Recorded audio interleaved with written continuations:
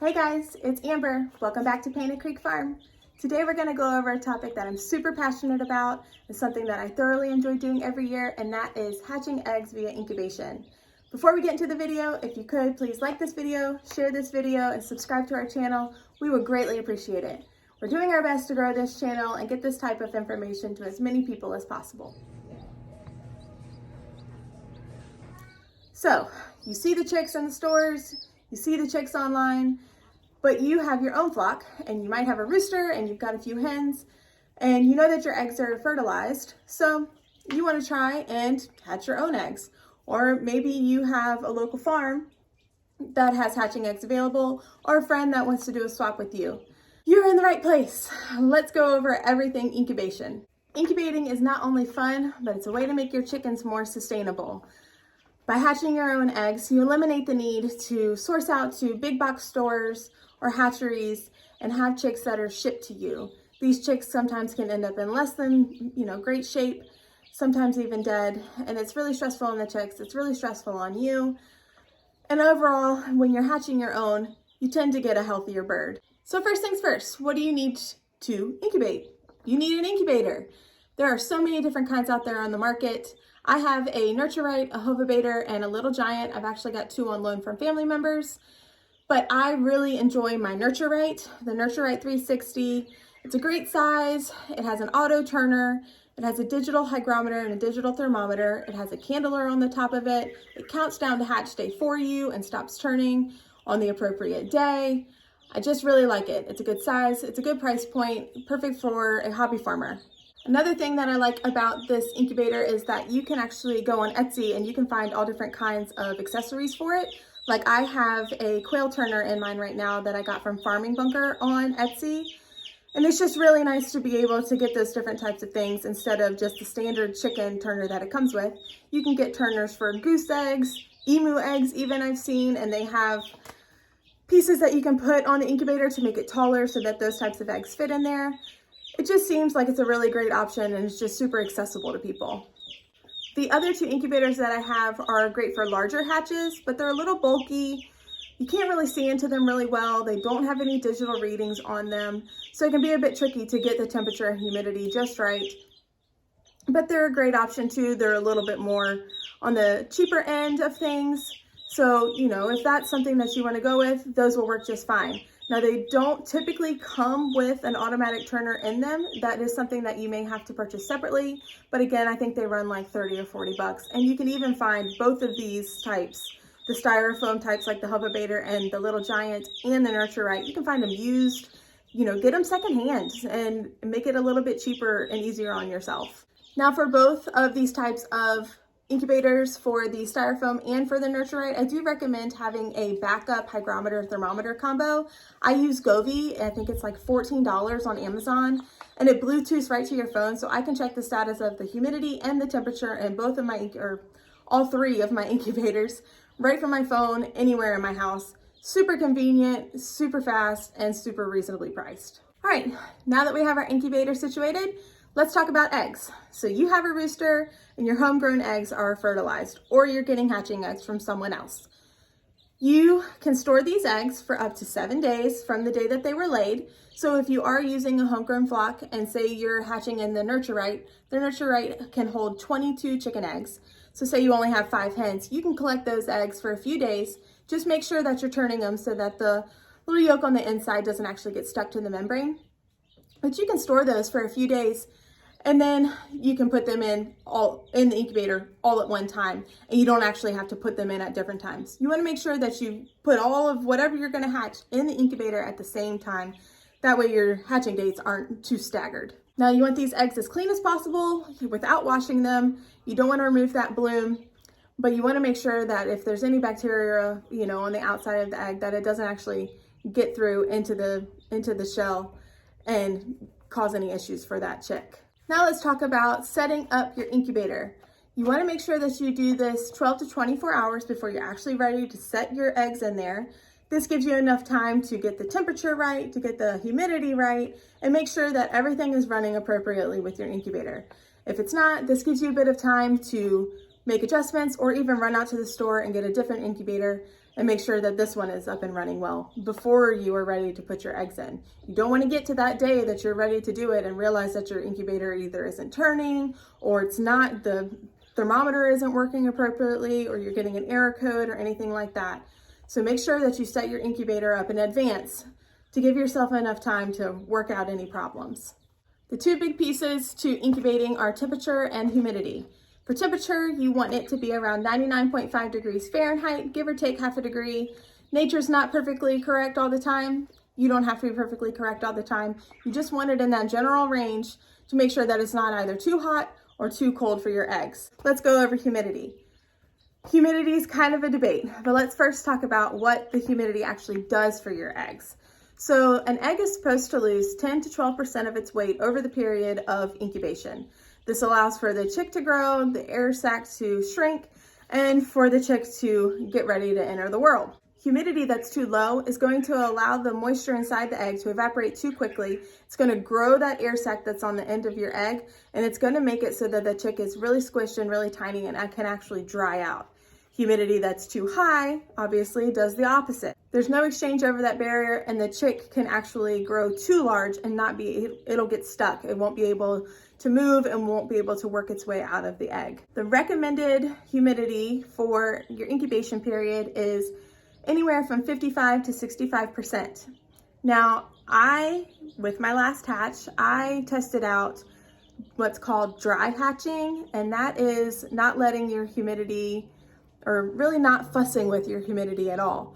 You don't really want it to go below 20%, but I am in such a humid area, our relative humidity is so high anyways, that I wanted to try out this method because I noticed in some of my previous hatches, especially with my quail, I was having a lot of issues with like crooked toes and bad legs and not great hatch rates, and the chicks just kept seeming to get stuck, or they would develop and then not make it through the hatch.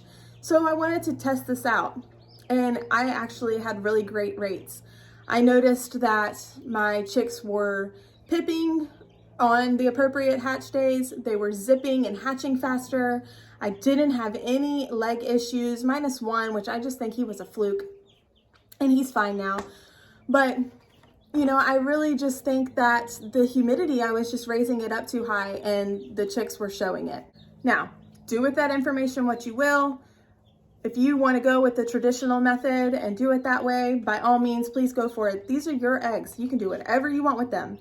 But I'm just throwing that information out there just in case you want to test out that theory too. Maybe you're in a place with high relative humidity and you want to try this out. Worked for me. I'll probably continue to do this, especially in the spring and summer months. You know, if I hatch over the winter for whatever reason, maybe I will add a little bit of water. It was really nice to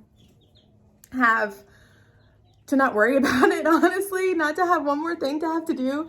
So it worked out, good hatch rates, less to do. Now, with both of these methods, with the traditional and with the dry hatching method, on day 18, you need to make sure that you raise that humidity up, because during lockdown, you want to make sure that your humidity is anywhere from 65 to even 80%. This allows for the chicks to hatch without getting dried out, because once they break that shell, obviously moisture is going to quickly escape that egg, and you're going to want to make sure that they don't get shrink wrapped in there. Now, say that you get to lockdown and you're still struggling with keeping that humidity high, you can actually add wet sponges, wet paper towels, anything like that to the incubator.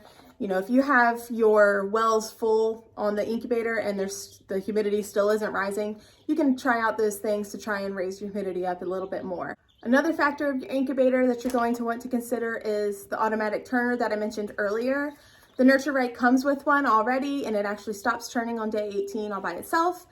The incubator has one. It actually has like a mat that the eggs sit on, and it just pulls. It's got a little arm and it just pulls it back and forth. I'll insert a clip for both of these. This one just has a little mat, and it uses this arm to push the mat, pull the mat back and forth, rotating the eggs. They get a little crazy, like this one over here and this one over here, but I just fix them periodically, make sure that they're still rolling side to side.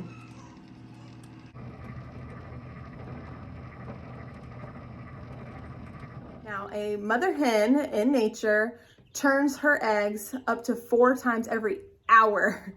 So it's a lot. So you definitely want to make sure that you're turning your eggs. This prevents the embryo from getting stuck to that inner membrane inside the egg, and they can actually die from this happening. They may develop, but they won't actually be able to go anywhere. They'll get stuck and they will pass away. So you want to make sure that you do turn your eggs. I've been hand turning the ones in my Little Giant 3 times a day is what I've been doing, and it worked well for me. I didn't have a fantastic hatch rate, but it was actually pretty good, and I was pretty impressed with myself for being able to keep up with the farm and working and momming and wifing and all of that, and content creating now, and still being able to remember to turn some eggs 3 times a day. So if that's what you choose to do, if you don't want to spring for an automatic turner, just hand turn them. Just make sure that you are home for those 18 days and you're able to turn them or get someone to turn them for you 3 times a day. I'll insert a clip of me turning the eggs in just a little bit.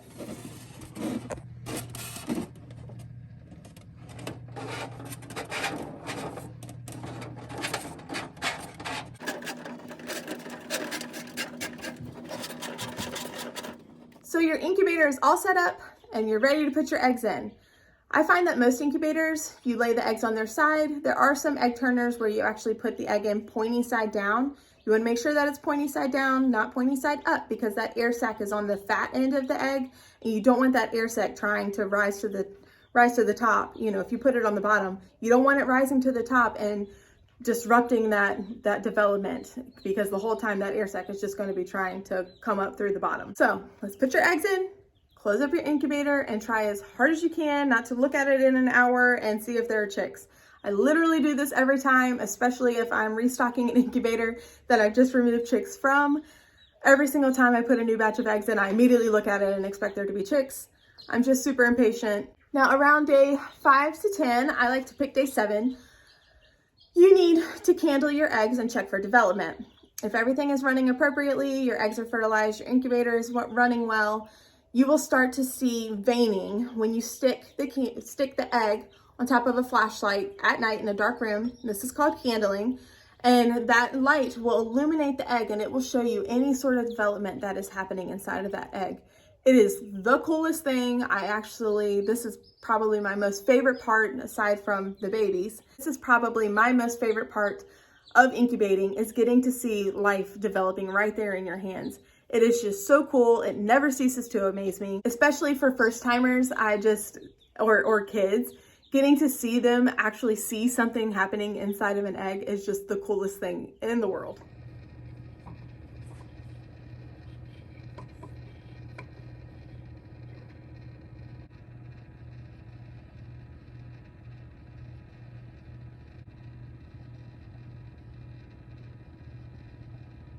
Now by day 7 or 10, you will really be able to distinguish the duds, I call them the duds, from the ones that are developing.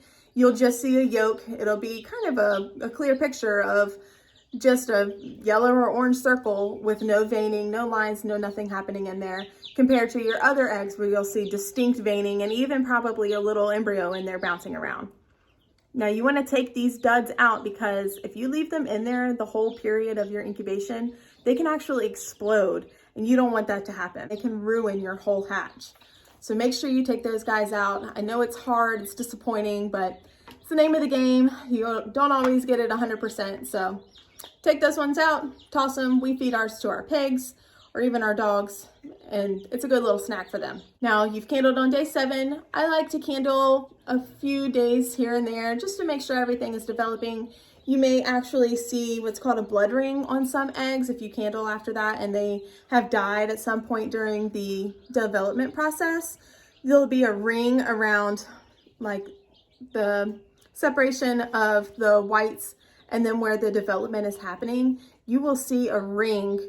It's kind of a thick ring, and that's where all of the embryonic materials have settled out into that ring, and it's called a blood ring. And you can see it pretty well by, say, day 13 or so, depending on when the chick actually passed.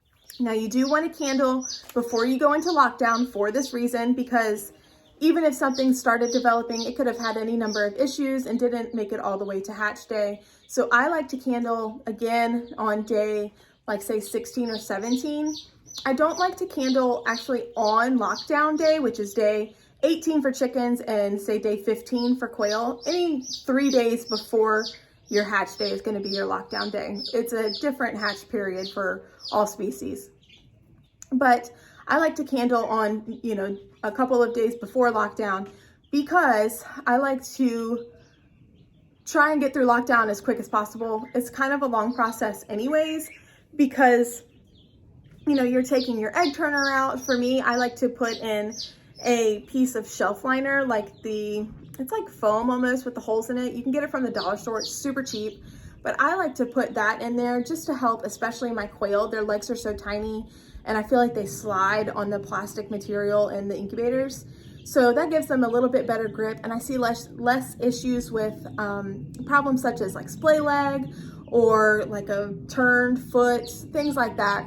Just helps them get around a little bit better and be able to grip on. I just hatched these guys out and they're screaming at me. But if you want to do both, if you want to candle and set your incubator up for lockdown, that's totally fine too. It's totally personal preference. Now that you're approaching lockdown, you want to make sure that you take your turners out or stop turning your eggs. I see a lot of people leave their turner in, and I just don't feel like it's very good practice. That turner, when eggs are getting ready to hatch, they do a lot of positioning and they need to roll around, they need to be able to move, and keeping that turner in there keeps them from being able to do that. And also, after they hatch, they can get their feet stuck, they can get their heads stuck, they're trampling over each other and falling and tripping all over the turner. So definitely make sure that you take your turner out, not just turn it off. Now, the exciting part, before hatch day or after hatch day, normally I see it a day before, you have an egg that is what's called pipping. Try to show you guys a pip. Okay, so you can see that one right there. See that little hole? That is called a pip. Now, pipping is the first little hole that a chick makes in its shell. That's its first little access to the outside air, and it's starting to breathe in the air and get acclimated and build up strength in order to hatch. When you see a pip, that does not necessarily mean that you are going to have chicks within an hour. They can be pipped for like up to 48 hours. It can be a long process. So try to be patient. Don't go in there and help the chicks. You're gonna cause more problems than you would solutions. So just leave them be, let nature take its course, let it do its thing, let it take its time. If you open the incubator while you have a chick that is pipped or even zipped is the next step, you could actually cause the humidity to have such a sharp drop that you create what's like a shrink wrap of that inner membrane around that chick, and they won't be able to get out of their shell. So definitely leave your incubator closed.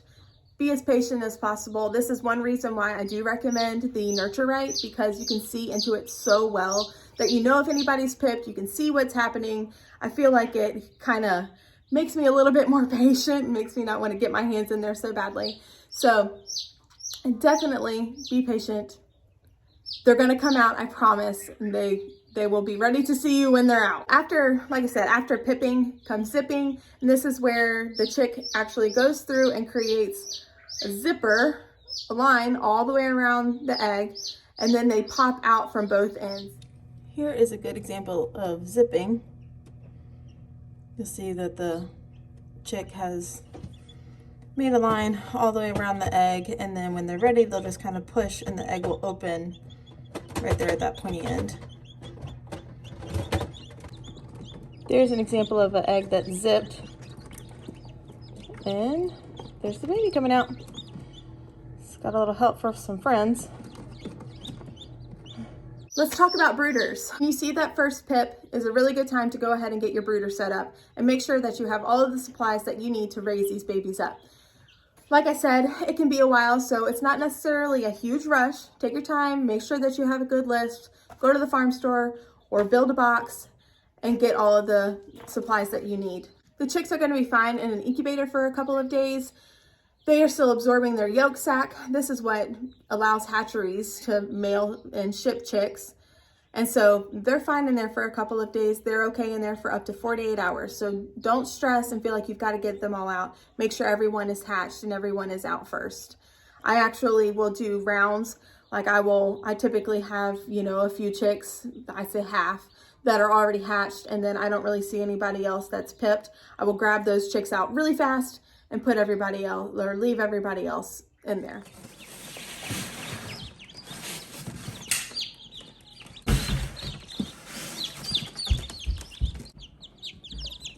Little basket of chickies. I prefer to brood in wooden boxes. You can actually see our bed stuff, but you can actually see our old brood box right here. We just built these, the stacked brooder. There's a video on my channel where we built this big guy here. I absolutely love it so much. It's working out really, really well. But this is what we used to brood in, and it worked fantastic. It's got a screw on the end where you can put a heat lamp to make sure that it's secure. It's got little bars that you can hang your water on. It's great. It's big. I find a lot of people will brood in those plastic totes, and I just feel like they get too hot. They retain heat super well, and that's great. But if you have one of those little totes and you've got 10 chicks in it, one, they're going to outgrow that super fast, and two, it's just going to be a little bit too warm for them. It's great for the first couple of days, but I don't think it's a long-term solution for raising your chicks. So you've got your brood box. You're going to need a heating element. We are using these brood plates that I got from Tractor Supply. They're working really well. I have them kind of at an angle so the chicks can get, as warm or as cool as they would like to be. You can see they can come and go as they please. The front is raised up so then the chicks can make direct contact in the back, but this front here is raised up. And then it gives plenty of space in the brooder for them to be able to run around and get away from the heat. Or you can use a heat lamp. Just be sure that you've got it super secured. There's always a risk of fire when you're using any heating element, but especially with heat lamps. So just be very careful. I feel like chicks actually a lot of times end up getting too warm instead of too cool. People will overheat them with the best of intentions. So just keep that in mind. You want your brooder to be around 95 degrees for that first couple of days, and it kind of goes down, I think, in 5 degrees once a week. I don't really gauge my temperature. I offer a heat source and plenty of space to get out of that heat, and the chicks can regulate it just fine.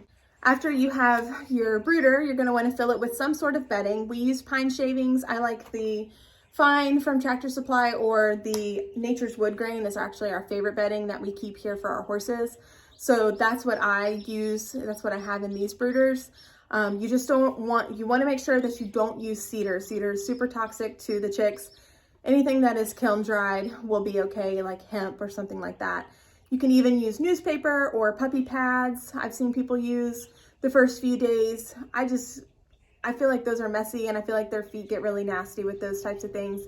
And the bedding, they actually turn it as they walk around, so it kind of helps keep their feet from getting so nasty. You just want to make sure that you have a nice clean environment so that any sort of bacteria or anything doesn't get on the chicks, doesn't stay on their feet, so when they're cleaning themselves, they don't get any sort of poop in their mouth. So we've got brooder, we've got heating element, we've got bedding. Next is feed and water. Now, most important to me to mention is make sure that when you go to buy food for your chicks, that you're actually getting chick feed and not chick grit. I so many times have seen people go to Tractor Supply and buy chick grit, and they're basically just feeding their chicks rocks, and they can't figure out why their chicks are dying. And that's because they weren't offering any actual food. So make sure that you get chick feed. Whatever kind is fine. We use Neutrino Chick Starter for our chicken chicks. And then for our quail, we actually use Purina Game Bird Starter. It's a 30% protein.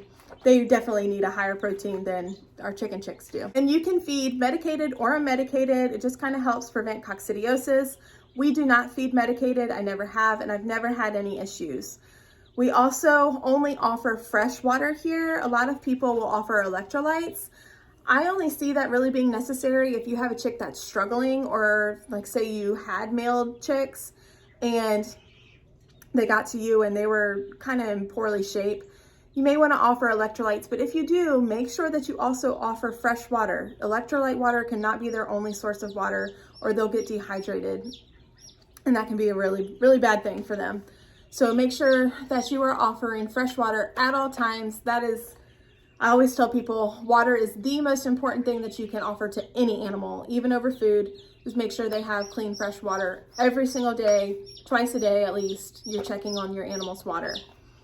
Now for quail, we actually have quail bases. I'm gonna go get one, hold on. This obviously doesn't have the actual water container attached to it, but you can see how much smaller this is. I don't have a chicken water available. Quail are super tiny, and you wanna make sure that you use a base like this, or if you use the ones with the wider lips, that you put either pebbles or rocks or something in there. Sorry if the angle changed. Our UPS man came and I can't stand filming in front of people. I'm still not like super comfortable with this yet. And so I ran and hid. But anyways, like I was saying, you want to make sure that you put some sort of stone or pebble or something in the base of the waterer, because quail are so tiny they can actually get in there and drown. I've never had an issue with my chicken chicks, but quail chicks are just so super tiny. They'll be like bebopping around in there. So make sure that you put something so that they can only get access to a little tiny bit of water in their little tiny beaks. Another thing I wanted to mention about the water is that I see people say to dip the chicks' beaks in the water when you first put them in their brood box. I've never done that, not once, and I've never had a problem with my chicks finding their feed or their water.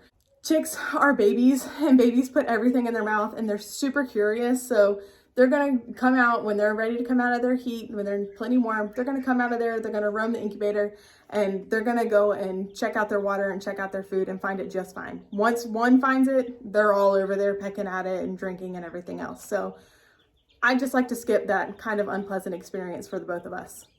Here's an example of the feeder and the waterer that we use. Like I said, this is the regular base. This isn't the quail base, so it's a little bit wider.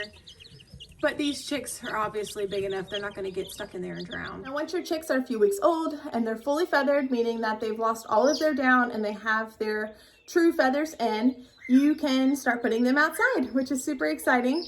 You can actually put them outside for like a supervised little play date thing before they're completely feathered, but you wanna make sure that they're away from other chickens, that they are super supervised, and that they're in some sort of container because they're fast and they can get away from you, and they're super hard to catch because there's not much to them. So if you do decide to take them outside, make sure that you have a little play area for them to be able to go out. Like today's a beautiful sunny day. If these guys were a couple weeks older, I would definitely take them outside and let them see the sun, peck at the grass a little bit. But when you're ready to put your chicks outside, if you're mixing flocks, you want to make sure that your chickens are the same size. Age does not matter. They can't tell age, chickens can only tell size. So if you go and you take, 5, 6-inch tall, 8-week-old pullets out there and decide to put them with your existing old flock, they're gonna get picked on and it's gonna be nasty. So make sure that they're the same size.